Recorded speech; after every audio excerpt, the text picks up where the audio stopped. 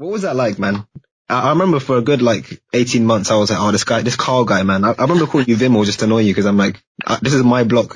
Oh God, I didn't even know you that well back then. I don't think. Nah, neither. Yeah, we were. What was it? Year 10, year 11. Mm. It was an interesting experience. I think. I don't even know how I started. I think I just don't. I can't remember. One of the kids in school was, I think it was Luke. He said to me, "Oh, you should go and buy some Vimto and sell it to me." And I was like, "Okay, that's pretty random, but yeah, go on then." So I started with £2, I think, and I went and bought 2 packs of Vimto and sold them.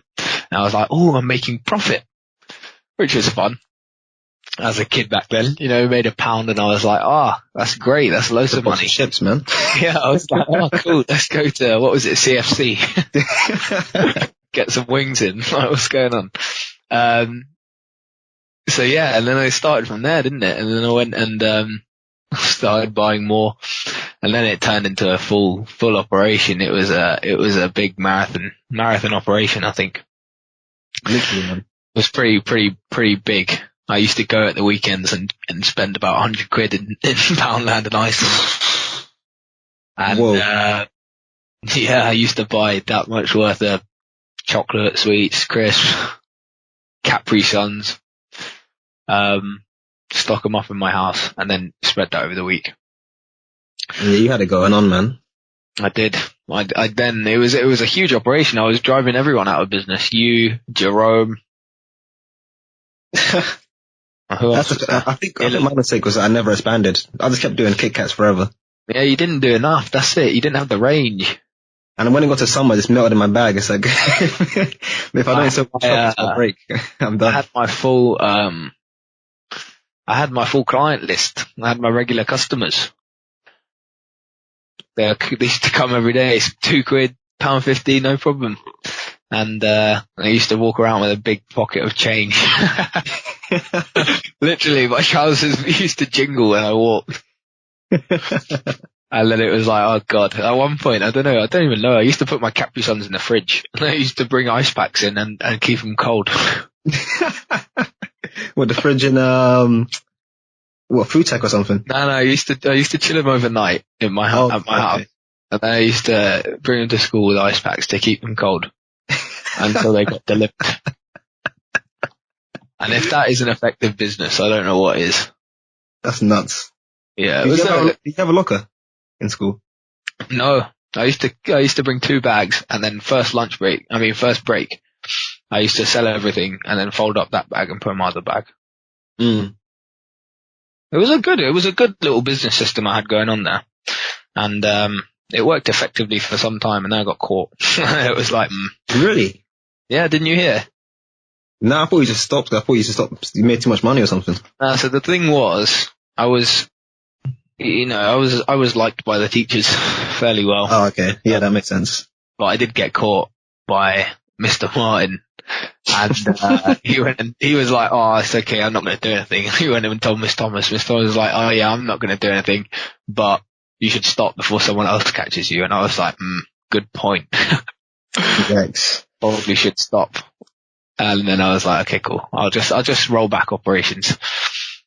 And that's mad. That was it. I was done. But yeah, no, overall it was a good little business operation we had going on, until I used to get undercut by Michael Blake. I heard Oliver was doing like ridiculously cheap deals where he's not even making profit. He's just like trying to drive you out. It was the market got flooded. That was the problem. I think when it cottoned on as a very profitable business, it was everybody wanted a piece of the action. Literally. I mean, but fair enough. Like it's a hustle, isn't it? You gotta do what you gotta do. I remember Dylan tried it for like 2 days. He bought in like a whole duffel bag just full of Lucozade Sports or something. And he got caught, didn't he? He got sent to his rights office. That's the thing. Like, if you're a troublemaker and you're trying to do all of that stuff, you're gonna get in trouble. But if you're a good student and then you start doing this side business, they just turn a blind eye. Exactly. Yeah. School system's corrupt. Literally, I don't know how I never got caught. Yeah, it's pretty mad. It's pretty mad. Like, overall, I think there was a good range of options in that school. In terms of what, sweets or? Yeah, in terms of people to go to. I remember you used to do A side, I used to do B side, and then I took over from you because you weren't meeting it. You weren't meeting the demand at Jordan. That was a problem. Nah. A-side staged a coup against me, man. Huh? They staged a coup. Yeah, that's pretty much how it ended up. It was, I mean, at the end of the day, they don't care. They just want their sweets. It's true. It was a real struggle trying to keep loyalty amongst my customers, you know what I mean? When Michael Blake used to come in and sell them for 40p instead of 50p, and all of my customers used to go to him, I was there like, what's going on? Why are you doing that?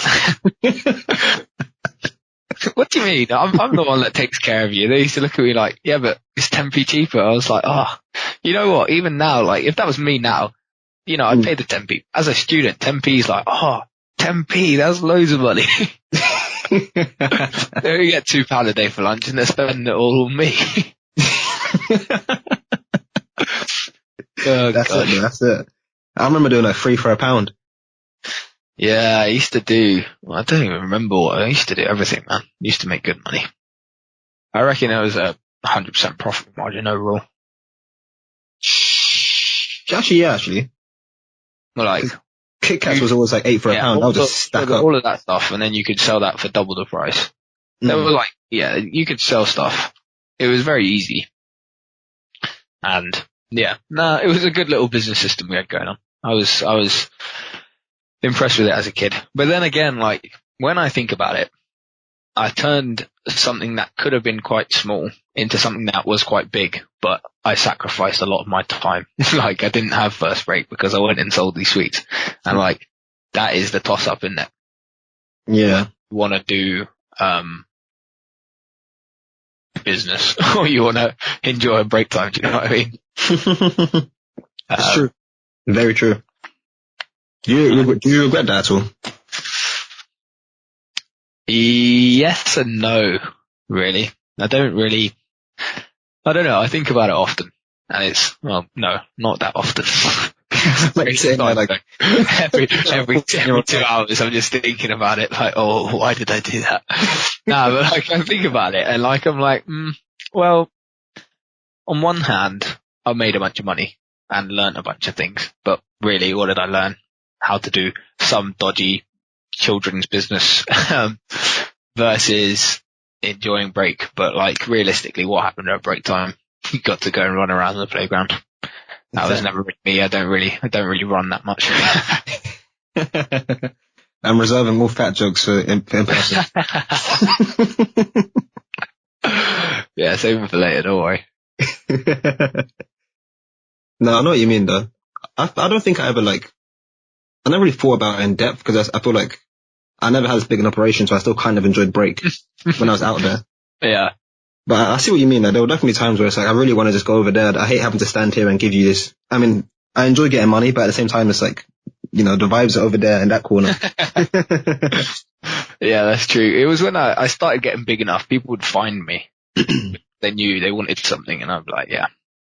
But, all in all, to be fair, I just thought about it now. Like, I did learn a lot in terms of stock management, supply and demand, learn all of that stuff. Because how do you buy the exact optimal amount of stuff that you know you're going to be selling everything every day? Exactly. It's bin packing algorithm. Chinese postman. That's the thing, yeah. D1. Good old D1. We hope you guys enjoyed that clip. If you want more content, be sure to check out our full episodes either here on YouTube or down below through the link in the description to find podcasts wherever you typically find your podcasts. Alternatively, in the meantime, you can follow us on social media to stay up to date between episodes.